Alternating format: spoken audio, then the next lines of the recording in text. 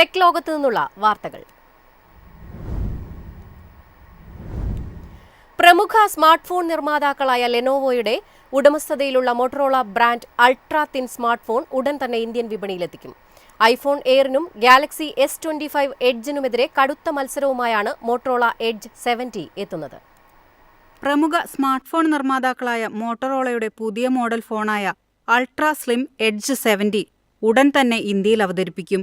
ഇതിനോടകം തന്നെ ആഗോളതലത്തിൽ ഫോൺ വിപണിയിലെത്തിയിട്ടുണ്ട്. 5.99 mm മാത്രം വീതിയുള്ള അൾട്രാ തിൻ ഡിസൈൻ വിഭാഗത്തിലാണ് ഫോൺ വരിക.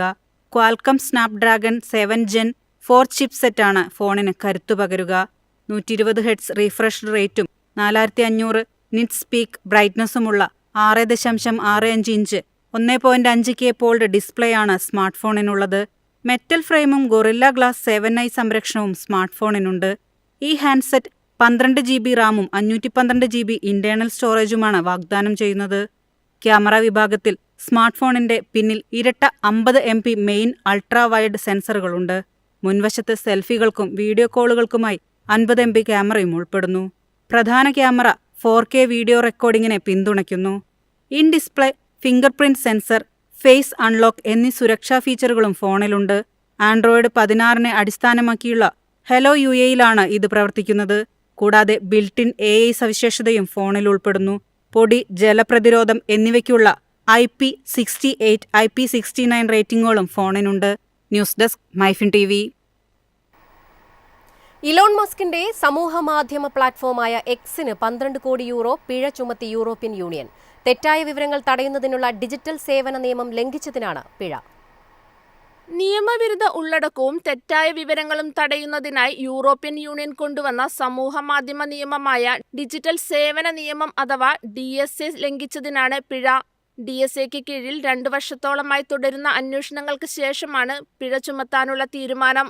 നിയമം നടപ്പാക്കിയതിനു ശേഷം ആദ്യമായാണ് ലംഘനത്തിന് ഇത്രയും വലിയ പിഴ ചുമത്തുന്നത്. സമൂഹമാധ്യമങ്ങളിലെ ദുരുപയോഗം തടഞ്ഞും പ്ലാറ്റ്ഫോമുകളിലെ നിയമവിരുദ്ധവും ദോഷകരവുമായ ഉള്ളടക്കങ്ങൾ നീക്കം ചെയ്തും യൂറോപ്യൻ ഉപയോക്താക്കളെ തട്ടിപ്പുകളിൽ നിന്ന് സംരക്ഷിക്കുന്നതിന് നടപ്പാക്കിയ നിയമമാണ് DSA. ഇത് ലംഘിച്ചാൽ കനത്ത പിഴ നേരിടേണ്ടി വരും. എക്സ് DSAയെ മറികടന്ന് 3 ലംഘനങ്ങൾ നടത്തിയതിനെ തുടർന്നാണ് പിഴ ഈടാക്കുന്നതെന്ന് കമ്മീഷൻ പറഞ്ഞു. എക്സിലെ നീല ടിക്ക് മാർക്കുകളുടെ രൂപകൽപ്പന തെറ്റിദ്ധരിക്കപ്പെടുന്നതാണെന്നും പരസ്യ ഡേറ്റാബേസ്, വിവരം ചോർത്തൽ എന്നിവയിലും എക്സ് നിയമങ്ങൾ ലംഘിച്ചുവെന്നും അധികൃതർ അറിയിച്ചു. News desk MyFin TV. ജനങ്ങളെ നിരീക്ഷിക്കാൻ പുതിയ സംവിധാനവുമായി കേന്ദ്ര സർക്കാർ. ആപ്പിൾ, സാംസങ്, ഗൂഗിൾ എന്നീ കമ്പനികൾ ഈ സംവിധാനത്തെ എതിർത്ത് രംഗത്തെത്തി. സാറ്റലൈറ്റ് ലൊക്കേഷൻ ട്രാക്കിംഗ് സംവിധാനത്തിന് തുടക്കം കുറിക്കാനാണ് കേന്ദ്ര സർക്കാർ നൽകിയിരിക്കുന്ന നിർദ്ദേശം.